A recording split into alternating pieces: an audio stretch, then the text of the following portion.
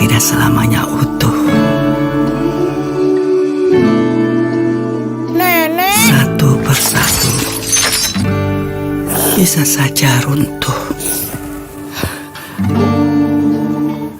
Diduga dianiaya senior saat ikuti pendidikan dasar organisasi mahasiswa pencinta alam, seorang mahasiswa Fakultas Ekonomi dan Bisnis Universitas Lampung Pratama Wijaya Kusuma tewas. Diksar diikuti 6 mahasiswa tanggal 10 hingga 14 November 2024 lalu di Desa Talang Mulia, Kabupaten Pesawaran, Lampung.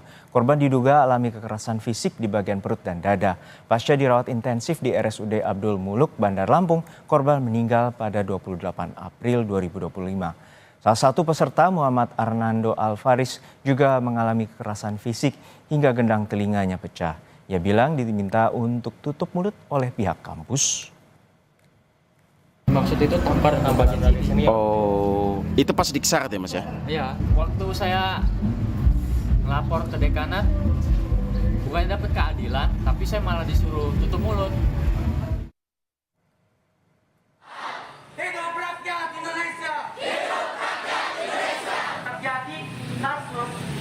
Sejumlah mahasiswa Fakultas Ekonomi dan Bisnis Unila menggelar aksi unjuk rasa sebagai bentuk solidaritas pasca meninggalnya Pratama Wijaya Kusuma, dan mereka menuntut rektor dan dekan FEB Unila bertanggung jawab atas meninggalnya Pratama akibat kekerasan fisik yang dilakukan seniornya.